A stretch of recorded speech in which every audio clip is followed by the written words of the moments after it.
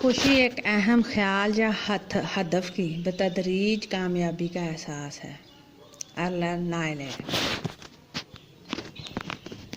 السلام علیکم ویورز، کیسے ہیں آپ؟ امید ہے سب خیریت سے ہوں گے۔ گزشتہ ادوار کی نسبت آج کے دور میں لوگ اپنی زندگی میں کوئی تبدیلی رونما کرنے سے خوف زدہ ہیں اور اپنے مستقبل کے بارے میں تفکر میں مبتلا ہوتے ہیں۔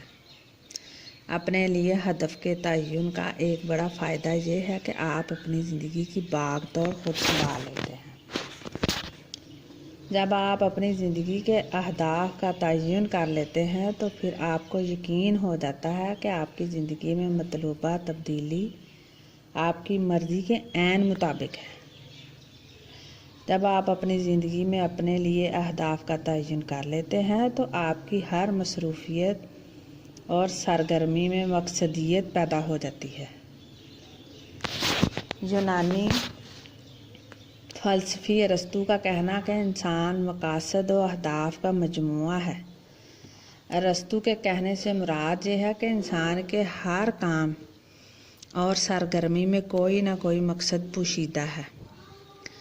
آپ کو خوشی اور راحت صرف اس وقت حاصل ہوتی ہے جب آپ اپنے اہداف و مقاصد کے تکمیل کے لیے پیش رفت کرتے ہیں۔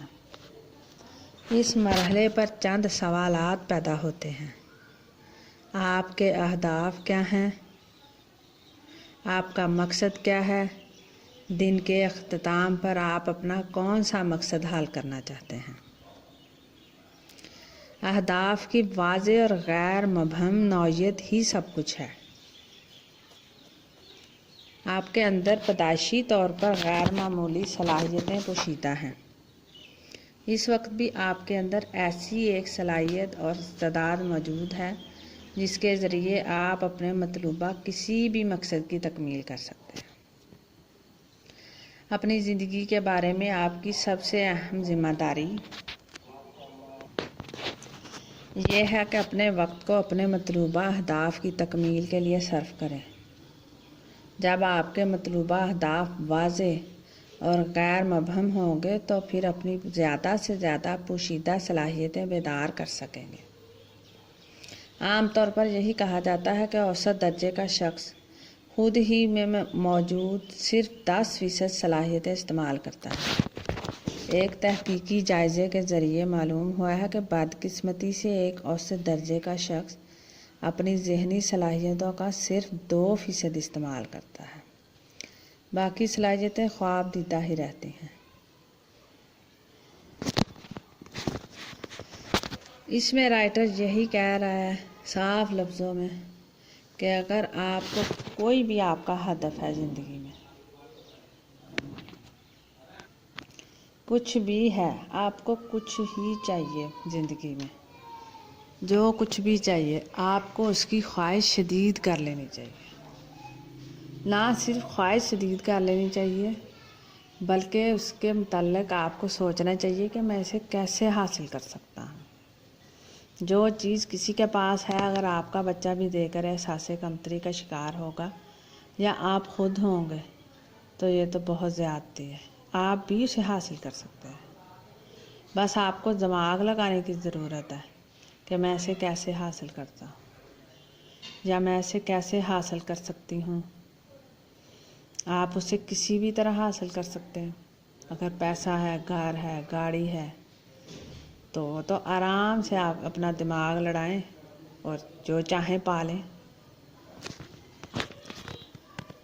آپ کے لیے خوشخبری یہ ہے کہ آپ کی کوئی خواہش جو حسرت میں بھی ڈھل چکی ہو، آپ بالآخر اس کی تکمیل میں کامیاب ہو سکتے ہیں۔ تیل کے کاروبار کے ایک کروڑ پتی ایچ ایل ہنٹ سے جب کامیابی کا راز پوچھا گیا تو اس نے جواب دیا کہ کامیابی کے لیے صرف اور صرف 2 چیزیں درکار ہیں۔ سب سے پہلی چیز یہ کہ آپ کو واضح اور غیر مبہم طور پر اپنے اہداف کے بارے میں علم ہونا چاہیے۔ غیر مبہم کا مطلب ہے دھندلا، جو واضح نہ ہو، دور سے ایسے لگے کچھ ہے لیکن بالکل واضح نہ ہو، دھندلا ہو۔ اکثر لوگ اس بارے میں فیصلہ نہیں کر پاتے۔ دوسری چیز یہ ہے کہ آپ کو یہ بخوبی علم ہو کہ اس مقصد کے حصول کے لیے آپ کیا قیمت ادا کریں گے اور پھر اس قیمت کی ادائیگی میں مصروف ہو جائیں۔ تو کامیابی تو سب سے پہلے قیمت مانگتی ہے۔ سب سے پہلے قیمت چاہیے، پھر آپ کو کچھ حاصل ہوگا۔ تو آپ کو اگر کچھ چاہیے تو پہلے قیمت ادا کریں۔ وہ قیمت وقت کی بھی ہو سکتی ہے، جسم کی بھی ہو سکتی ہے، صحت کی بھی ہو سکتی ہے، پیسے کی بھی ہو سکتی ہے۔ تو آپ اپنا بہت سا خیال رکھیے گا، خوش رہیے گا اور میرے چینل کو سبسکرائب کیجیے گا۔ بس اتنی سی میری ریکویسٹ ہے۔ اللہ آپ کو خوش رکھے اور آسانیاں دے۔